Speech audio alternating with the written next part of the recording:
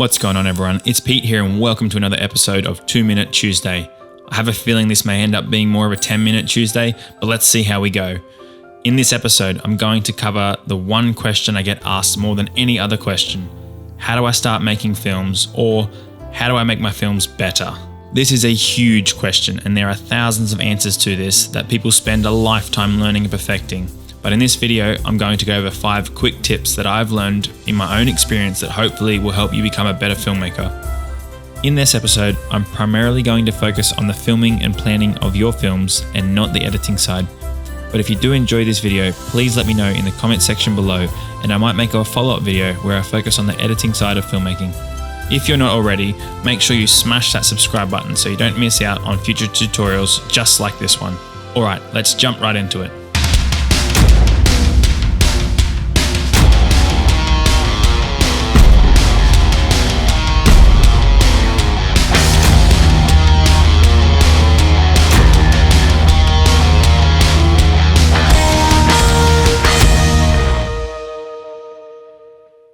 Number 1, story. You've heard it before, story is king, and this is true for every film. It doesn't matter if you're making a travel film, a vlog for YouTube, or your very first short film. Every film needs a story. You can have the best camera, the best visuals, and a great editing technique, but if your film doesn't tell a story that connects with the audience, people are not going to watch it. Let's explore some quick tips on how to craft a better story for your films. Setting the scene. We need to take the audience on a journey, so show them where that journey begins. This could be as simple as showing the audience the main character walking out of their house, or a wide-angle shot of a landscape that the story will be set in. Make it simple. Don't overcomplicate the story or the journey. If you're filming a travel or holiday video, show the everyday things, making coffee, cooking breakfast, or a sunset over the lake. The audience should feel engaged and like they could be a part of the story, so shoot things that they can relate to. Cinematic sequences.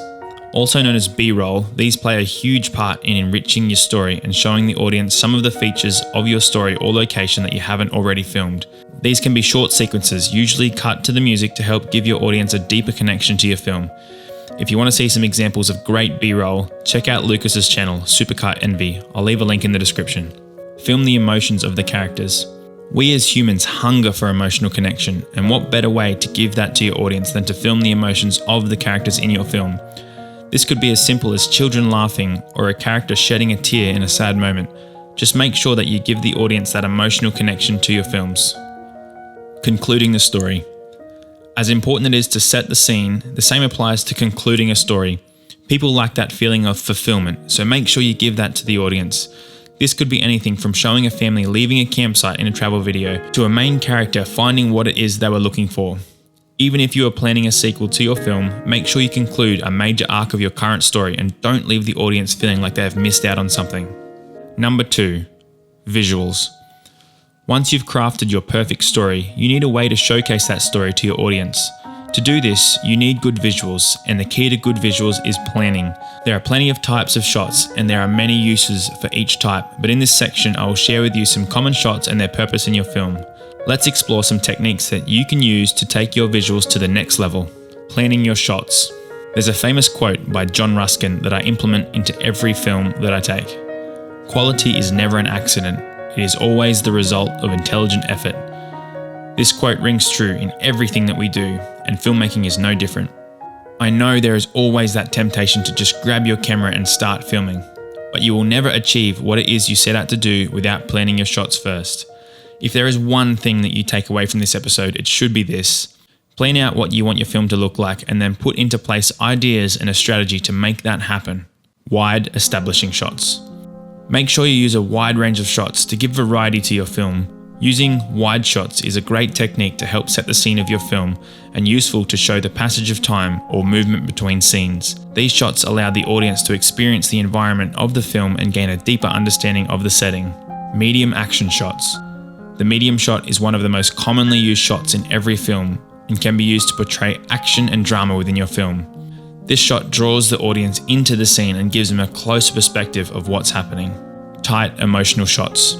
Tight shots help convey emotion and feeling. This type of shot draws the audience deeper into the minds of the characters and films and conveys the deep emotions of these characters in the film to the audience. Slow motion. Slow motion has many uses, but one purpose of slow motion is for added dramatic effect during an action sequence. An effective use of slow motion is sometimes referred to as speed ramping. Imagine filming a car racing around a track, and then right as the wheel goes past the audience, the footage changes to slow motion to really give a dramatic feeling to how little traction the driver has, only to speed back up again as the car drives away. Number 3. Sound and sound design. Good sound and sound design is equally as important as good visuals in making an engaging film that your audience can enjoy. Think about it for a moment. Most of us could close our eyes and continue to be engaged in a conversation or even a film, but if we remove the audio or if the audio was distorted and patchy, we are instantly disengaged. If you want to take your music and sound design to the next level, check out my referral link in the description below to Epidemic Sound, where you can get 1 month free access to their massive library of music and sound effects. It's absolutely free. Let's take a quick look at ways we can keep our audience engaged with audio. Choosing music that matches the vibe of the film. Something that I've learned during my experience of filmmaking is that music can completely make or break a film. We use music to convey an emotion or a mood that we want the audience to feel while watching our film. When the music doesn't match the visuals, it can be a huge distraction for the audience or even frustrating, cutting the film to the music. This is huge. So many people ask me what is my secret to editing my films or why some of my sequences look so good yet they're so simple. And they don't believe me when I say the answer is equally as simple. Make your cuts match the beat of the music. This gives your film a pace or a flow, and the cuts seem more natural than if you just make your cuts anywhere. Sound effects and sound design. Good sound design encourages the audience to connect more with what they are watching. It helps to understand the film or the scene or the moment and creates the atmosphere that the audience can feel engaged with. Good sound effects and sound design sets the scene and can tell a story in itself. Imagine you're filming the beach. What other sounds can you hear? The calling of seabirds, children playing, or waves crashing are just some ideas that you can add to the sounds of your film to help engage the audience even further. Voiceover and dialogue. We as humans communicate with each other using dialogue, and again, film is no different. A simple one-liner can give so much meaning to the audience that the entire sequence couldn't have done by itself. Also, using voiceovers to introduce a scene can put an idea or question in the audience's mind that creates wonder and excitement for the remainder of your film. L and J cuts. This is more of an editing technique, but something that you should be thinking about while you're planning your film. This simple technique either extends or brings forward a sound to help connect two scenes. This can be something as simple as having a car engine start up in the first scene before the car is visible and then cutting to the second scene. Alright guys, I'm going to say it again because I don't want you to miss out on this exciting opportunity. If you want to take your music and sound design to the next level, check out my referral link to Epidemic Sound in the description below. Epidemic Sound has some of the best music, copyright free, and sound effects. And if you sign up using my link below, you can get 1 month's unlimited access absolutely free. Check it out. Number 4, camera settings. There is so much to cover here. We would need to explore this topic in detail in a future video. For now, I have some solid rules that you 100% need to stick to. Once you understand your camera and filmmaking inside and out, there will be exceptions to these rules, but for now, follow these rules and I promise your film will go to the next level. There are reasons to break these rules, but until you understand those reasons, simply follow these 5 simple guides. Manual only, no exceptions. This rule is simple. When filming your video on your camera, if it supports it, make sure your camera is in manual mode. There are no exceptions to this. In photography, there are so many things that you can do to fix it in post that do not apply in filmmaking, at least not at the level you and I are on. The shots we take on our cameras need to be planned and intentional, and the only way to achieve this is by placing the camera in manual mode. 24 frames per second for almost every shot. This question comes up almost every time someone asks me about filmmaking. They ask, what is the best frame rate to shoot at? And the answer is going to be the same every single time. 24p or 24 frames per second is the industry standard. Almost every Hollywood film that you have ever watched is filmed and delivered in 24 frames per second. This frame rate gives the most cinematic look to your film, and everything that you shoot that you plan to play back in real time should be shot at 24 frames per second. If you cannot find 24 frames per second as an option on your camera, make sure your video system is set to NTSC, not PAL. 60 frames per second for slow motion. As I said earlier, every shot that you want to play back in real time should be shot at 24 frames per second. But what about shots that you want to play back in slow motion? For this, we use 60p or 60 frames per second. Some cameras can shoot at higher frame rates, but for now, we're going to be talking about 60 frames per second. But remember, we still want to deliver our films at 24 frames a second. So to do this, we need to slow down our 60 FPS by 2.5 times, playing them back at, yes, you guessed it, 24 frames a second. Don't get in the habit of filming everything at 60 frames per second though, and just slowing down the shots that you want. Only use this when you intentionally want to film your clips to play back in slow motion. Again, if you cannot find 60 frames per second as an option, make sure your camera's video system is set to NTSC, not PAL. Manual white balance. Shooting in manual, or at least a predetermined white balance, is critical to giving your film that consistent look. This amateur mistake can completely ruin the look of your film by having the white balance change in the middle of a shot or between shots. Yet with some quick planning, it can be so easily corrected. If you're not sure what white balance to choose, I would recommend that you choose the sunny option and just leave it there. The 180-degree shutter rule.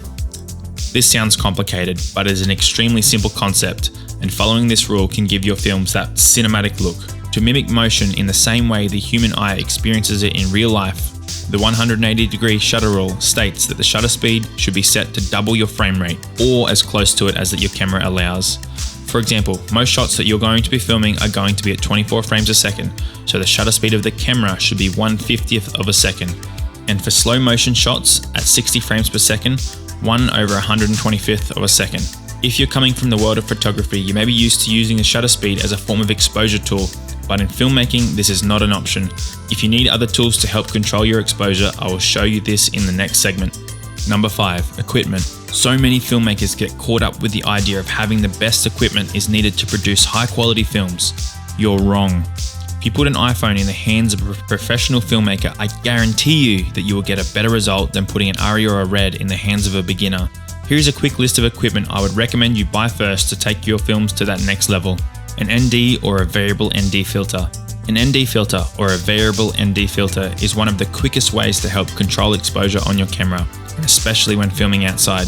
Think of these as sunglasses for your camera, allowing you to control exposure of your camera without having to change the settings of the camera, and it's an alternative to what we call cranking the shutter. Tripod.